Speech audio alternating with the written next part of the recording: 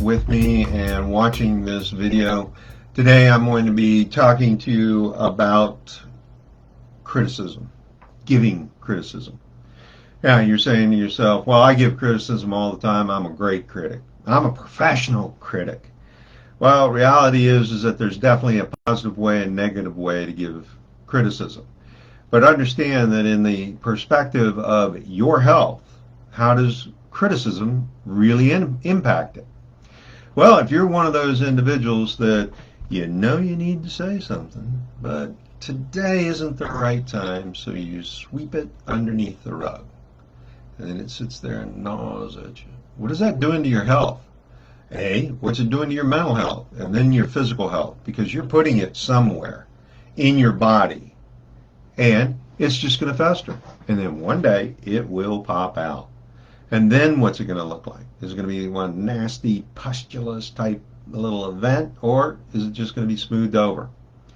So holistically understand that preparing to criticize, understanding how to give proper criticism, and understanding what is important to criticize is huge, because there are a lot of negative people out here, and they will criticize everything. They will tell you it can't be done even though they don't know how to do it. More importantly, I have some very negative people in my life, and I run away from them. I want to make sure that my life and what I'm putting out there to the rest of the community is positive. Positive criticism. I have employees. I've got to keep them on track. I have people that do work for me. I want to make sure that I have a good product for my customers. There are things in my life that I have special, I care a little bit about them. There are other things that are, just wash over me and it's gone and I don't care.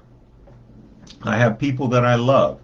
I have family members that drive me nuts because they don't do it the way I do it.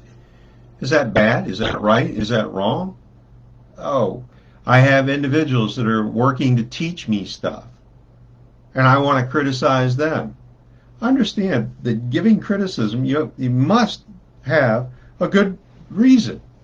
Baggy pants is not a good reason to criticize. Criticism, if they've got something right there in their teeth, it's not a criticism. You're fixing it. Think about criticism as you're fixing. You're not causing. You're not stirring the pot. What you're doing is supporting, being kind, allowing somebody to achieve the goals that they desire for themselves. If you know all that, then you can support them in that way and keep them accountable. That way it's all transparent and on top of the table, and it makes life so much easier. One of the things that you should realize is that if you are criticizing every move of every moment, you're the armchair critic at a sporting events, or you're watching something and you're just criticizing how that was a bad call, that it was this. Well, reality is that that's negativity. That's not criticism. That's negativity. And that negativity seeps into your subconscious and causes you to become depressed.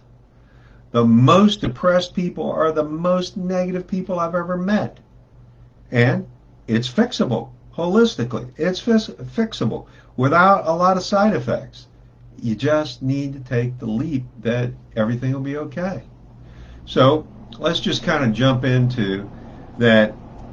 One of my pet peeves is that there's misinformation on social media. And when somebody gives misinformation, it drives me crazy. And I want to jump on it with both feet, and I want to fix it. And there's a right way and a wrong way to do it. And I've learned that the right way, you get a better response from the person that you're criticizing. If you are able to lay out what the problem is and what the solutions are, the criticism goes a lot better. If you happen to stick to the facts, only the facts, on such and such a day, you did this, and this is what happened. It's very concise. You've got to be clear. When I'm talking to my employees, giving them constructive criticism, I make sure that I talk about the event, I make sure that it's clear, and that I have a point and a direction that I'm going in. It is more important to me to make sure that they understand what the problem is, and then give them room so that they can grow and create an environment so that they're not micromanaged. I've had bosses that micromanaged me, and it was not pretty, because the way I managed them was, I'm sitting at my desk, email. I'm now going through the client list, email. I'm now doing this, email. I'm making phone calls, email. I have called so-and-so. This is what happened. This is what happened. And it got to the point where this micromanager of mine said, why are you emailing me so much? And I said, well, it's because I thought you wanted to know. If you don't want to know, then that's great. You know, how do you want your knowledge? So it's a give and take. Understand that. One thing about criticism is you don't need to repeat yourself over and over about the event.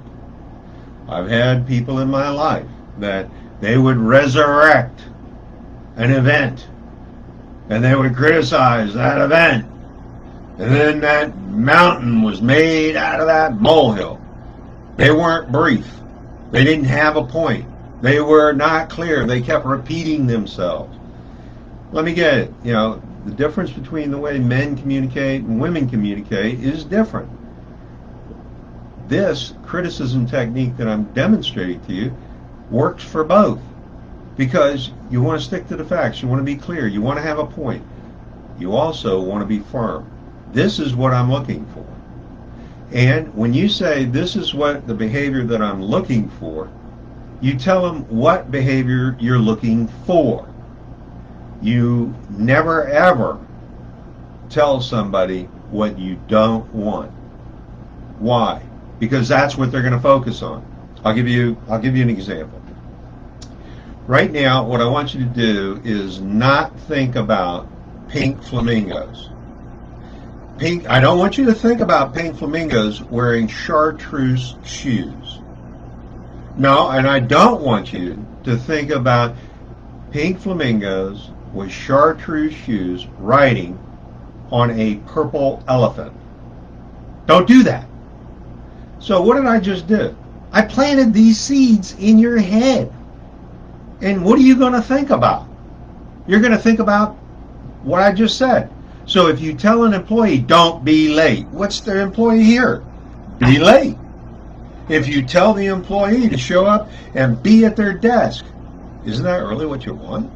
Be ready to work at 9 o'clock. Isn't that really what you're looking for? If you've got a result that you want to have, tell them what that result is. Communicate that. They'll love it, and they'll remember it. So when you're criticizing somebody, make sure that that criticism is going to change your life for the better. That's going to make your life easier, more pleasurable.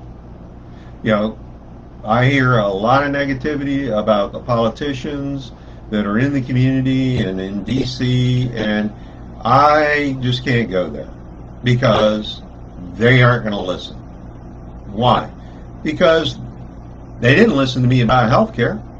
Well, yeah, see, I just went off on that. That wasn't a very good thing. All right, back to the point that when we are talking about criticism, we need to understand that the people that we love are the easiest to criticize.